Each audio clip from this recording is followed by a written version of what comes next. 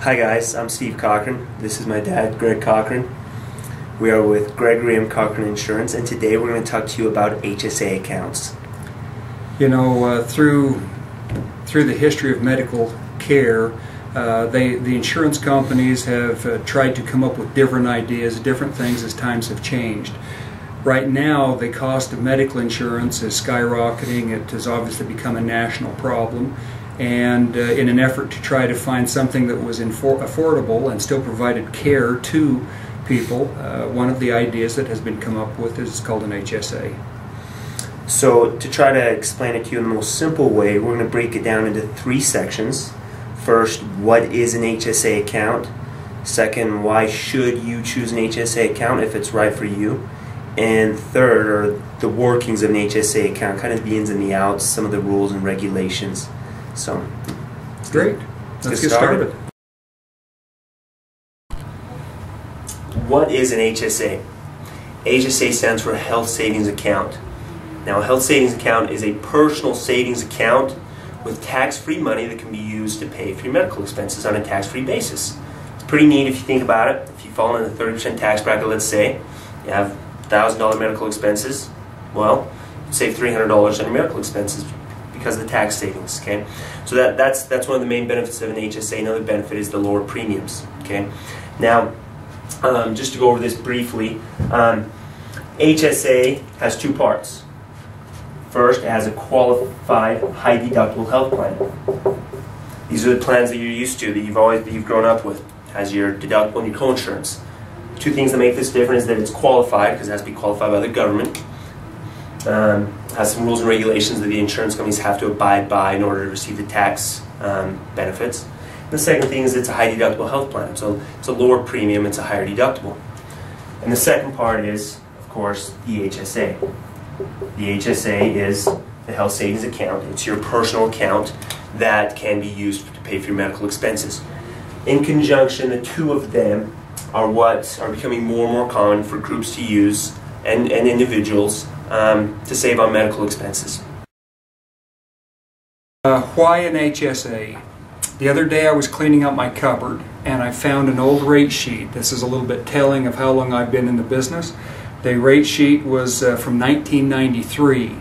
As I went down through this, it was interesting. I looked at the $500 deductible. In fact, this actually had a $100 deductible, which most companies don't even offer now.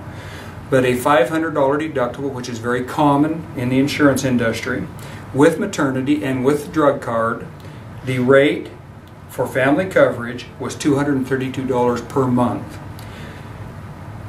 We looked at comparable coverage in today's marketplace, and for a group that has fairly good health, that same rate would be $1,242.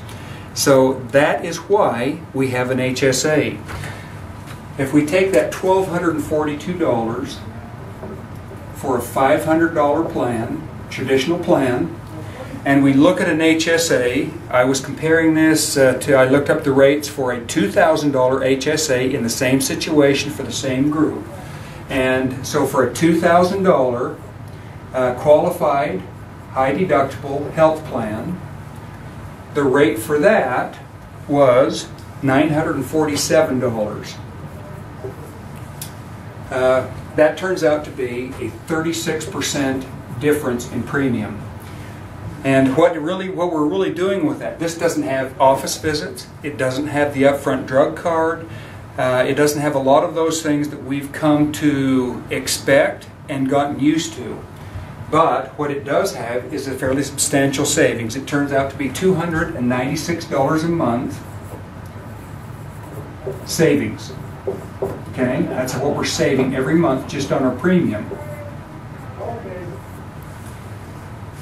If we take that and times that by 12 months, we have got $3,552 that we've saved during the year. Now, really very overly simplified, simply stated, what we're doing is we're taking that exact same money that we had over here for the $500 deductible. We're taking the savings and we're saying that in most cases, you are going to pay for your office visits, you're going to be able to pay for your drugs, all of those things, satisfy that deductible, and still have money left over. The workings of an HSA. So we're going to talk a little bit about the ins and the outs and kind of the rules and regulations of the HSA just briefly, so you're a little bit more familiar with it. First of all is the thing we're going to cover is where the money comes from, how the money gets in the HSA. The money comes basically from one of two places, either from the employer or from the employee, or of course from both. Okay, so there can be employer contributions, there can be just employee contributions, or both employer and employee contributions that go into your HSA account. Now, as you remember me mentioning earlier, and my dad mentioning, that these are qualified, high deductible health plans that are qualified by the government. And being qualified, the government has set limitations on the maximum amount that can be put in per individual. For a single, the maximum amount is, and this is for year 2013, the maximum amount is $3,250. Now for a family, the maximum amount is $6,450. Now one thing that goes along with this is there's what's called a catch-up provision, and if you're over age 55, you can add $1,000 to either one of these. So if you're single and over 55, your maximum amount that you could put in per year would be $4,250 or $7,450 if you were in a family. Dad? Okay. Thanks, Steve. The other aspect of the HSA is how can I get the money out? We've shown how, we talked about how you're going to put the money into it. You're going to take money that was being saved by the lower premium, you're putting that into the HSA. The way that you can get it out, there are basically three ways. First of all, once the account is set up for you, it's an HSA account, they will send you a debit card. So what's going to happen is that if you get sick, if you need a prescription, whatever else, you've got money that's set aside in this HSA account. You're going to take that debit card down, you go to pick up a prescription, you just use the debit card and you pay for that prescription. The other thing that you can do, the world that we're in, most people are pretty familiar with bill pay online. This has a similar scenario where you can go on the website, you can type in your doctor's information once you get the bill back showing what's your portion, how much you have to pay, and you just pay that right out of your HSA account.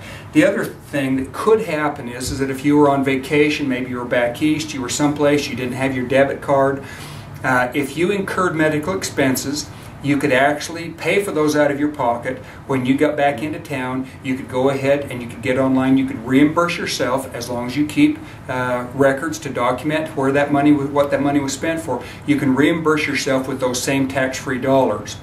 It is really possible on a young person to have an HSA account for 10, 15, maybe even 20 years. We don't know exactly what the nature of insurance is going to be that far down the road. But if a person was saving $2,000 a year up and above what their expenses were, if there was $2,000 a year left in there and you did that for 15 years, you might have $16,000, $17,000 in there. Depending on exactly how much you're putting in, you may even end up with 20 or 30 or 40,000. The bottom line is that at age 65, you got a couple different options on what you can do with that money. As Steve mentioned before, this is your money. It is your account. It isn't something that if you don't spend it, you lose it. It is your money.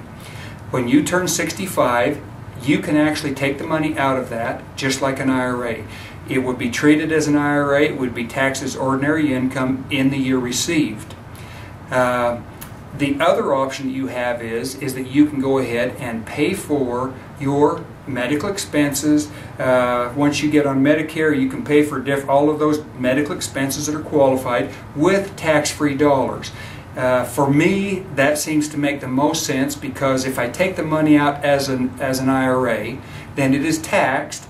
Then I turn around and use that same money to pay for those medical expenses that I would have. So those are the two ways that you can take the money out after retirement. Well, guys, we hope you've enjoyed our talk to you on HSAs. We've tried to make it as simple as possible. There are a lot of aspects to an HSA. There's a lot of aspects with anything that has to do with health insurance, for that matter. So we haven't we haven't hit every point that there is, and there are more parts to it. You know, on an HSA, one of the problems that we've got in understanding it is that it's a totally different mindset. An HSA, the concept behind the thing is that it's like going to a higher deductible on your car insurance. You go to this higher deductible that pays for less, and it saves you enough money that you can set that money aside, and hopefully at the end of the year come out ahead. One of the other concepts that comes through this, and we're going to talk about this in more detail in a different segment, but it actually helps us to be more conscientious of how we're spending our healthcare dollars. Yeah, that's exactly right. I think he hit it on the head. You know, it makes us more accountable consumers, and that's part of the reason why we're in this mess. And you know, like he said, we're not exactly sure where it's going, but HSA is probably the best fix we've got right now in helping us be a little more accountable and trying to help us keep some of that money in our own pocket when we are accountable, instead of keeping it in the insurance provider's pocket, because it takes away incentive to be more accountable if you don't get any of the money yourself, right? Okay. Yep. Absolutely. Probably the last thing that we just want to make sure that you understand. You know, this was done based upon the rules in 2013. Those rules are changing every year. We feel like that we're pretty competent, but this should not be construed as legal advice, or device. You know, we're trying to just provide information so that you can get the basic concepts. There are a lot of things that you need to understand that we haven't covered here. We would encourage you to look through this. If you have questions, please feel free to give us a call. Our number is 435-789-6650. You can ask for Steve or myself, Greg. We'd be glad to answer those questions. We appreciate you taking the time to look at this. Thanks.